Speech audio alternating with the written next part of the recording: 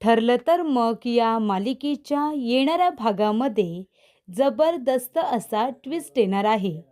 तर प्रेक्षकांनो, इथे आता प्रियाने शांताचा खून जरी केला असला तरी संतोषने संपूर्ण आळ स्वतःवरती घेऊन इथे आता प्रियाला निर्दोष सिद्ध केलेलं असतं.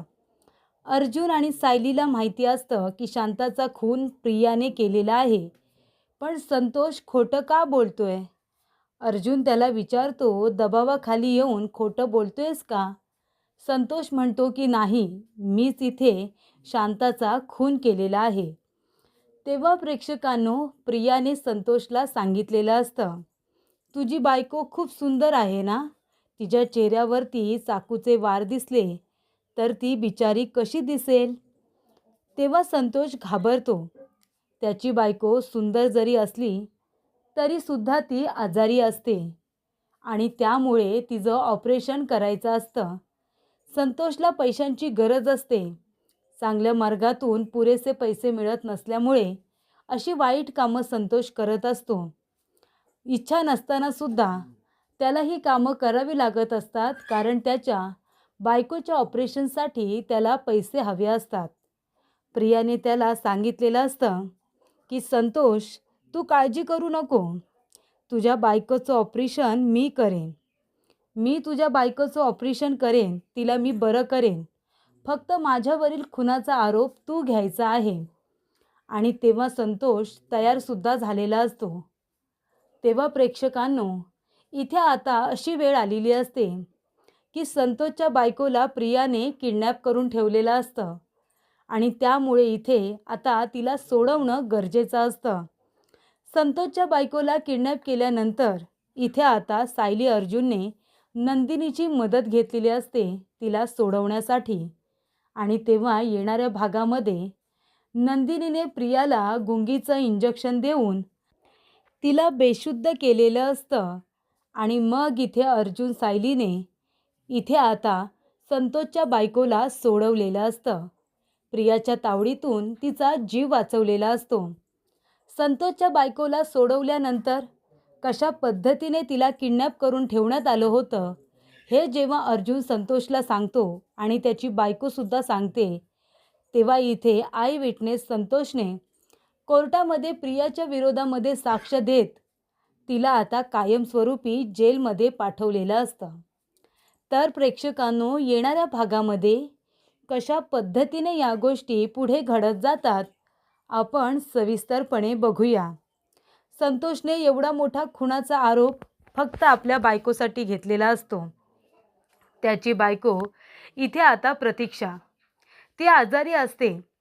डॉक्टरांनी सांगितलेलं असतं की तिचं वेळच्या वेळी ऑपरेशन करावं लागणार आहे. ऑपरेशन झालं तर ती बरी होऊ शकते. त्यामुळे संतोष आपल्या बायकोवरती जीवापाड प्रेम करून पैशांची जमवाजमव करत असतो, पण त्याला इथे ऑपरेशनला लागतील एवढे पैसे कुणीही देत नाही, त्याची कुणीही मदत करत नाही. मग त्याने हा चुकीचा मार्ग निवडलेला असतो. तो इथे लोकांची कामं करून त्यांच्याकडून पैसे घेत असतो. प्रियाने सुद्धा त्याच्या परिस्थितीचा गैरफायदा घेत त्याला हवे तेवढे पैसे देण्याचं आमिष दाखवून त्याच्याकडून आता कामं करून घेतलेली असतात. आणि आता तर काय, खुनाचा आरोप स्वतःवरती घ्यायला सांगितलेला असतो. आणि तेव्हा प्रेक्षकांनो, इथे आता प्रियाने सांगितलेलं असतं की तुझ्या बायकोचं ऑपरेशन मी करून देईन, ती लवकर बरी होईल, फक्त खुनाचा आरोप तुझ्यावरती घे. संतोष तेही करतो आपल्या बायकोसाठी. आणि तेव्हा काय होतं, अर्जुन सायलीला समजलेलं असतं की संतोष हे सगळं प्रियाच्या दबावाखाली येऊन करतोय. तेव्हा अर्जुन म्हणतो की संतोष, तुझी इच्छा असो किंवा नसो, मी तुला निर्दोष सिद्ध करेन आणि जी व्यक्ती खरी गुन्हेगार आहे ना, तिला तिच्या गुन्ह्याची शिक्षासुद्धा मिळवून देईन. मग तू माझी साथ दे किंवा देऊ नकोस. संतोषचा नाईलाज झालेला असतो. संतोष आता जेलमध्ये जातो. प्रिया म्हणत असते, तुम्ही लोकांनी कितीही प्रयत्न केले तरी माझ्यापर्यंत पोचू शकणार नाही. या गुन्ह्याचा आरोप तुम्ही माझ्यावरती करण्याचा प्रयत्न करताय. माझ्या विरोधात पुरावे गोळा करण्याचा प्रयत्न करताय. पण तुम्हाला माझ्या विरोधात एकसुद्धा पुरावा मिळणार नाही, याची आता काळजी मी घेते. आणि तेव्हा प्रेक्षकांनो, इथे आता प्रियाने जे सांगितलेलं असतं ना, ते आता ती करत असते. पण अर्जुन सायलीसुद्धा काही गप्प बसत नाही. सायलीच्या 12 मैत्रिणी तिच्या आता मदतीला आलेल्या असतात. सुरुवात तर संतोषला आणण्यापासून ऊर्जाने केलेलीच असते. आता इथे महत्त्वाचे लोक म्हणजे सँडीसुद्धा प्रियाच्या अफेअरचे पुरावे सायली अर्जुनला देणार असतो. आणि त्यामुळे प्रेक्षकांनो, ते पुरावे आता सायलीला सँडी देणार आहे हे जेव्हा प्रियाला कळतं, तेव्हा प्रिया सँडीला अडवणार असते आणि त्याच्याकडून ते पुरावे हिसकावून घेण्याचा प्रयत्न करणार असते. आणि तसंच होतं. सायलीला फोन आल्यानंतर ती आता फोन चार्जिंगला किचनमध्ये लावून तिथून जाते आणि तेव्हा प्रिया तिथे येते. सँडीचा फोन आलेला असतो. तो फोन ती उचलते आणि म्हणते, तुम्ही फोन केला होतात ना, प्रियाच्या अफेअरचे सगळे पुरावे मी तुम्हाला देईन. तेव्हा प्रिया इथे घाबरते आणि म्हणते, सँडी, म्हणजे तू सुद्धा अर्जुन सायलीची मदत करणार आहेस का? अफेअरचे पुरावे तू देशील? सोडणार नाहीये मी तुला सँडी. आणि तेव्हा आता सँडीकडून पुरावे घेत असताना इथे आता प्रिया म्हणत असते, सँडी, तू आपल्या अफेअरचे पुरावे देशील का? सोडणार नाहीये मी तुला. तेव्हा सँडी तिला ढकलतो. तेव्हा ईश्वरी तिथे येते आणि सँडीकडून पुरावे घेऊन ते आता नेऊन ती काव्याला देते. काव्य ते पुरावे घेऊन अर्जुन सायलीला देते. आणि तेव्हा प्रेक्षकांनो, अर्जुन सायलीकडे प्रियाच्या सँडीच्या अफेअरचे असे बरेचसे पुरावे आलेले असतात. प्रश्न उरलेला असतो तो संतोषचा. संतोषचं कुटुंब काय आहे, कुठे आहे, त्याचा ॲड्रेस आता मिळालेला असतो. आणि तेव्हा इथे ॲड्रेस मिळाल्यानंतर इथे आता सायली अर्जुन त्याच्या घरी जातात. विचारपूस केल्यानंतर सायली अर्जुनला समजलेलं असतं की संतोषची बायको आजारी असते. तशी ती बरी असते, पण थोडी थोडी आजारी असते. संतोषचा सुद्धा काही पत्ता नाही आहे. संतोषसुद्धा इथे नाही आहे आणि त्याची बायकोसुद्धा कुठे गेले काही माहिती नाही. घरातले सगळे लोक टेन्शनमध्ये असतात. प्रियाने इथे संतोषला दबावाखाली येऊन आता जेलमध्ये जायला सांगितलेलं असतं आणि इथे आता त्याची बायको प्रतीक्षा कुठे आहे कुणालाही माहिती नसतं.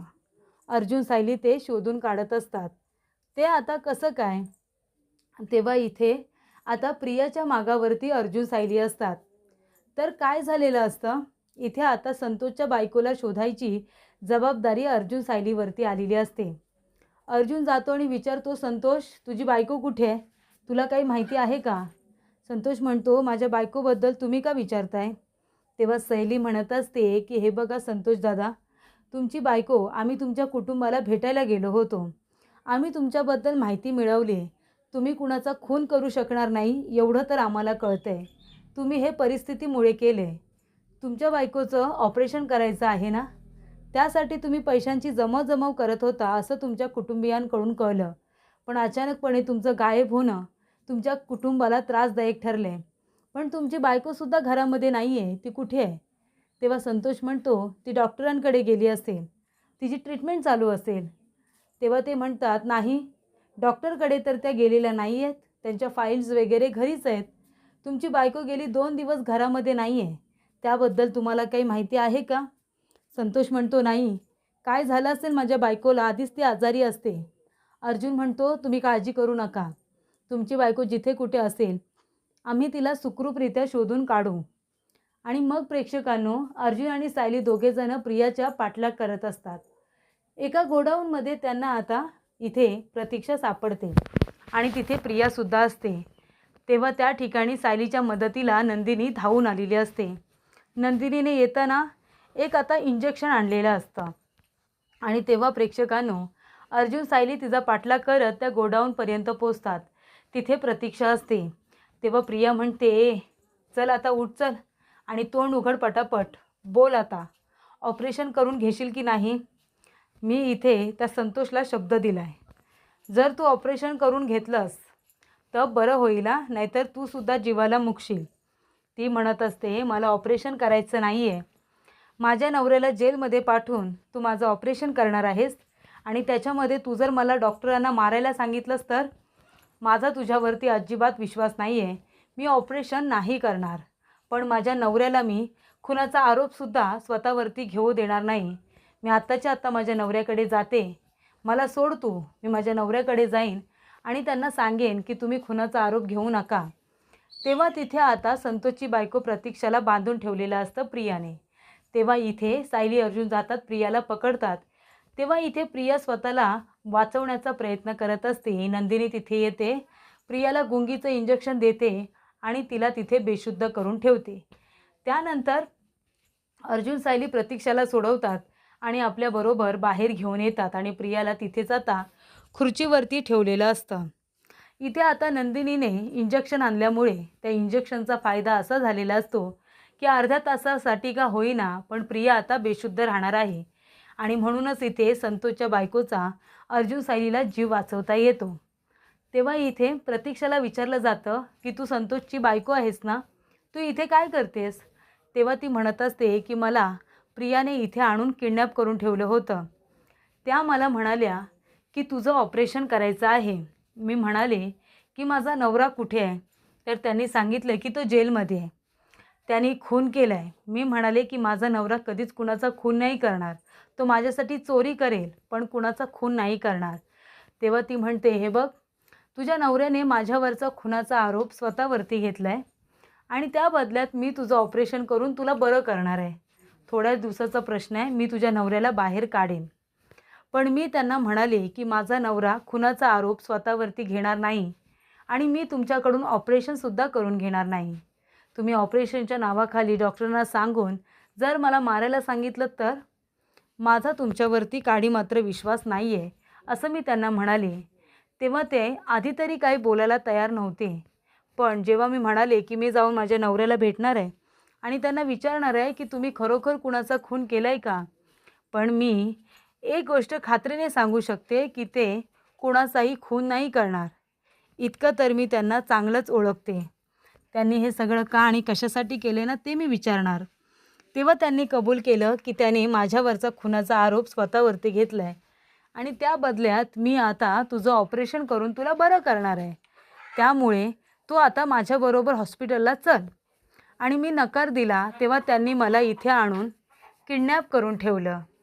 मला इथे त्यांनी डांबून ठेवलं आणि म्हणाले की जर ऑपरेशन केलंस तर ठीक, नाही तर इथेच तुला मारून टाकेन आणि मला काही करून माझ्या नवऱ्याला वाचवायचं आहे. त्याचं माझ्यावरती खूप प्रेम आहे, माझ्यासाठी ते हे सगळं करतायत मला माहिती आहे. तेव्हा प्रेक्षकांनो, अर्जुन आणि सायलीला खूपच वाईट वाटतं. संतोष मुळातच वाईट मुलगा नाही आहे. त्याने हे जे काही पत्करले आहे ते आपल्या कुटुंबियांसाठी पत्करलेलं आहे, आपल्या बायकोच्या आयुष्यासाठी, जीवनासाठी पत्करलेलं आहे. हे आता अर्जुन सायलीला समजलेलं असतं. अर्जुन म्हणतो, काळजी करू नका, तुम्ही इथून चला. तुमचा जो काही ऑपरेशनचा खर्च असेल ना, सगळं आम्ही करू. आमची एक अन्नपूर्णा ट्रस्ट आहे, आम्ही ट्रस्टमार्फत तुमचं ऑपरेशन करू. माझा एक भाऊ डॉक्टर आहे अश्विन, तो तुमची मदत करेल. आपण त्यांच्या हॉस्पिटलला तुमचं ऑपरेशन करून तुम्हाला बरं करूया. तुम्हाला काही गरज नाही आहे हिच्याकडून ऑपरेशन करून घ्यायची. महत्त्वाची गोष्ट म्हणजे तुमचा नवरा निर्दोष आहे, आपण आधी त्याला निर्दोष सिद्ध केलं पाहिजे. कोर्टाची तारीख आलेली असते. तेव्हा अर्जुन, सायली आणि प्रतीक्षा जाऊन आता संतोषच्या बायकोला भेटतात. तेव्हा प्रतीक्षा सांगते की त्या प्रियाने मला डांबून ठेवलं होतं, तिने मला मारण्याची धमकी दिली. ती म्हणाली की ऑपरेशनला चल, मी नकार दिला. मी माझ्या नवऱ्याला वाचवणार असं म्हणाले तर तिने मला डांबून ठेवलं. संतोष भयंकर चिडतो. तेव्हा अर्जुन म्हणतो, त्या मुलीवरती विश्वास ठेवून तू आयुष्यातली खूप मोठी चूक केली आहेस, त्यामुळे आता तिच्यावरती विश्वास ठेवू नको. तिने खून केला हे कबूल कर. बायकोची तुझ्या काळजी करू नको, आपण तिचं ऑपरेशन करूया. मी अन्नपूर्णा ट्रस्टमधून मदत घेईन आणि त्याचबरोबर मी माझ्या भावाला सांगून हॉस्पिटलमध्ये, चांगल्या हॉस्पिटलमध्ये तुझ्या बायकोचं ऑपरेशन करू आणि वरचा जो काही खर्च लागेल तो सगळा मी करेन, अशी अर्जुनने आता जबाबदारी घेतलेली असते. त्यामुळे कोर्टाची तारीख असताना तिथे प्रतीक्षा आणि संतोष दोघेही आलेले असतात. प्रियासुद्धा आलेली असते आणि तेव्हा सँडीने आता प्रियाचे आणि त्याच्या अफेअर्सचे जे काही पुरावे असतात, जे काही फोटोज असतात, म्हणजे अगदी त्यांनी लग्नाचा निर्णय घेतलेला असतो, ते रजिस्टर पेपरसुद्धा असतात, ते कोर्टामध्ये सादर केलेले असतात. त्यानंतर अधिराज आलेला असतो, त्याने प्रियाचे आणि त्याचे जे व्हिडिओज आहेत ते सुद्धा कोर्टामध्ये सादर केलेले असतात. आणि मग इथे महत्त्वाचा पुरावा तो म्हणजे अधिराज. अधिराज तिथे येतो आणि म्हणतो की प्रियाने इथे अश्विनला सुद्धा फसवले आणि तिने माझ्याबरोबर प्रेमाचं नाटक केले फक्त पैशांसाठी. आणि मग इथे सगळ्यात महत्त्वाचं म्हणजे संतोष. संतोष त्या ठिकाणी आलेला असतो आणि संतोष काय म्हणतो की मी नाही खून केलेला. शांताचा खून मी केलेला नाही आहे. मी दिलेली साक्ष खोटी होती. मी माझ्या बायकोसाठी त्यावेळेला खोटं बोललो होतो. कारण इथे माझ्या बायकोचं ऑपरेशन करण्यासाठी मला पैसे हवे होते आणि प्रिया मॅडम ते पैसे द्यायला तयार झाल्या होत्या. पण आता मला कळले की त्या मला आणि माझ्या बायकोला फसवत आहेत. त्यामुळे मला सत्य सांगायचं आहे की शांताचा खून मी नाही, तर प्रिया मॅडमनी केलेला आहे. तन्वी किल्लेदार यांनी केलेला आहे. त्यांनी इथे शांताला स्वतःच्या हाताने मारलं. चाकू घेतला आणि तो त्यांच्या पोटात खुपसला आणि त्यांना मारलेला आहे. आणि हे सगळं त्यांनी स्वतःला वाचवण्यासाठी केले. तर इथे आता संतोषने प्रियाच्या विरोधामध्ये साक्ष दिल्यानंतर तो स्वतः निर्दोष सिद्ध झालेला असतो. आणि त्याचबरोबर प्रिया खरी गुन्हेगार आहे हे अर्जुनने पुराव्यानिशी आता सिद्ध केलेलं असतं.